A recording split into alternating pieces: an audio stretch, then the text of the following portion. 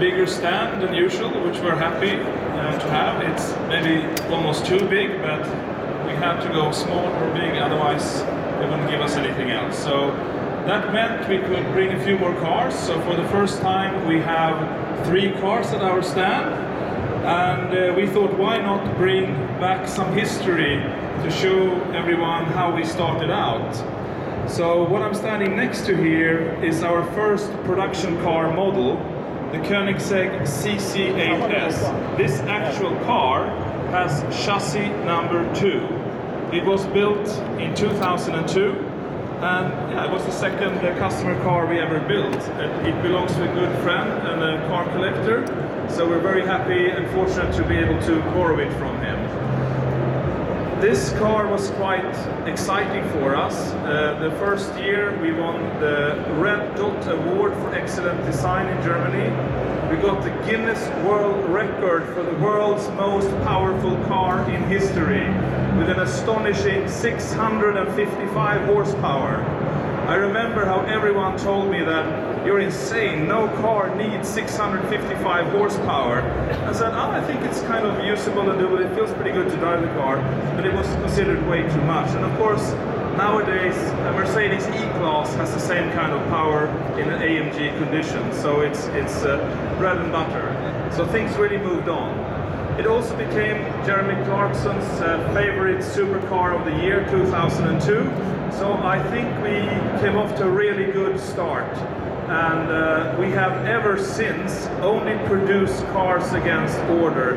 Never for stock or anything like that. It's always been one customer after another that has come to us in a reasonable pace, so we have been able to stay alive ever since. So, here we have a new model, which is the latest iteration of our Agera range. As some of you remember, last year we presented something astonishing, a car called the 1:1. It had a power-to-weight ratio of 1 kilo per horsepower, and that's not dry weight we're talking, it's curb weight. It weighs 1,360 kilos and had 1,360 horsepower, which also happens to be 1 megawatt of power. That car, we decided it was very, very expensive and difficult to build, and we really pushed the limits everywhere, so we said we're only going to make 6 of them. All of those 6 cars were sold even before we showed the car, which was great in a way, but of course we had to make something else for other customers for the future.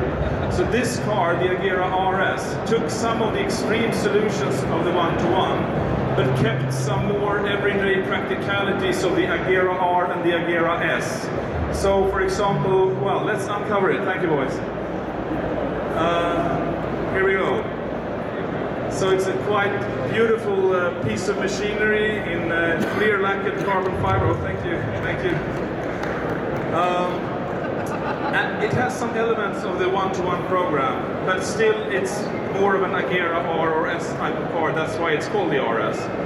We managed to maintain the luggage space in the front, even though we have similar louvers to the 1:1 program. So instead of them taking air from the radiator in front, creating a lot of downforce, we take air from the side, from the wheel arch, to increase downforce, but maintaining the luggage space. We have a big but smaller front splitter than the 1:1. We have a big but smaller side nolder, and we have maintained the glass roof and rearward visibility, and upgraded the R and the S wing to hydraulic motion with side plates for increased downforce, and added a side aero element as well. And we have kept the increased air outlet from the 1:1 and the increased air inlet on the side from the 1:1. As E85 fuel that we can run our cars on in flex fuel condition is getting more and more difficult to find around Europe and US, as it's turning out to be not that popular of a fuel, even though it's fantastic to run sports car engines on given the high octane. Given that we have optimized this engine for regular pump gas to give as much power as it possibly can, meaning on 91 octane DIN fuel in the US and 95 RON in Europe, it has an astonishing 1160 horsepower from a 5-liter engine. That's just unheard of. We have a cylinder pressure of almost 34 bar BMF running on that kind of fuel, which is really something we're proud of. This is truly a fast car. It's a track-oriented but very everyday usable car. excited about this product.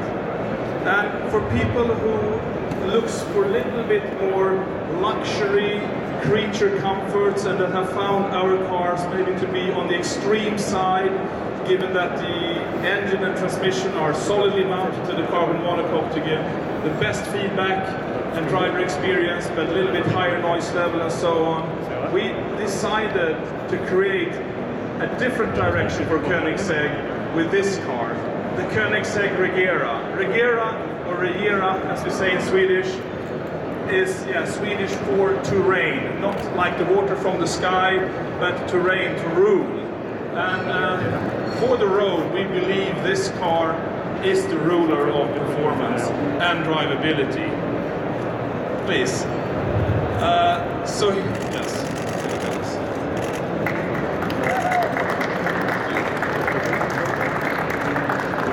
So as you can see, it's definitely recognizable as a Koenigsegg, but it has some more elegance to it than the raw sportiness of the Agera range. So we focused here on street performance, getting the maximum enjoyment out on the normal road. So we have a little bit softer seat, we have more sound insulation, we have a new rear end where the engine and transmission unit is rubber mounted on active cushions, so they can firm up, but it can also keep the car more quiet and soft. It has a more plush interior with a bigger infotainment center. It has new, more stylish type of hollow carbon fiber wheels that we pioneered on the Agera model, which are still very unique in today's automotive world. It's got an active ride height, active shock absorbing chassis. It comes standard with soft closing doors that we developed the mechanisms ourselves from high grade material to keep the weight low. And it's the only sports car I know that has soft closing doors. What's even more interesting is you can actually fully robotize the body as an option. So front hood, rear hood, doors can individually open from the remote or from your telephone app. So you don't actually have to touch the car's body to get in and out and make grease marks and so on. Now I will act as a hydraulic unit in the car to show you a very unique wing function. On this car we wanted to look more elegant when parked, so the wing is fully foldable. Also when cruising on the highway, it gives less drag and therefore better fuel consumption. On the 1-to-1, we pioneered the world's first top-mounted active rear wing. Here we pioneered the world's first top-mounted fully foldable active rear wing. And I will show it to you, 1 second.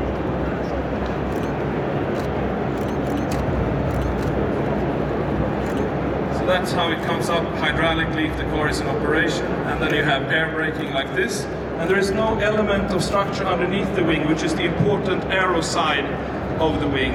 And what's even more impressive about this wing is that with the hydraulic, the mechanism weight is only 6.5 kilos, which is truly lightweight for such a mechanism. As all Koenigsegg cars apart from the 1-to-1 series, the roof can be stored in the front of the car, so all of these cars are actually convertibles. And guys, can you help me take the roof off? We can have a look inside the interior as well. It comes with memory seats, 6-way functioning memory seats, which only weighs 16.5 kilos, which are the lightest memory electric seats we've ever seen. And that's important to get the luxury and comfort but keep the weight down. But the most interesting part of this car is probably its drivetrain. Some of you might have heard I'm not a fan of traditional hybrid cars.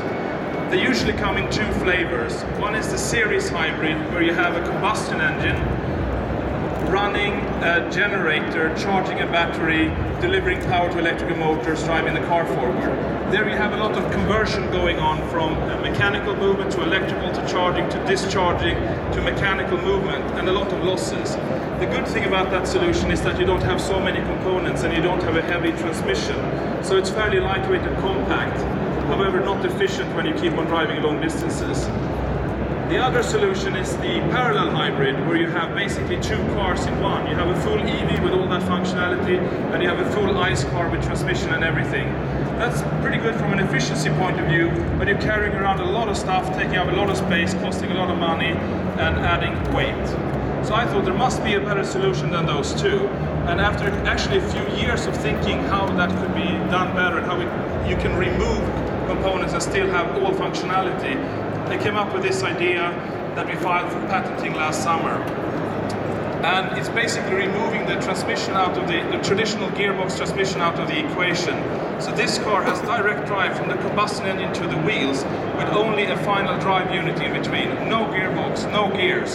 So when driving on the highway in that mode, not using the electrical motors, it's the world's first car that has a combustion engine driving the wheels with no gearbox in between.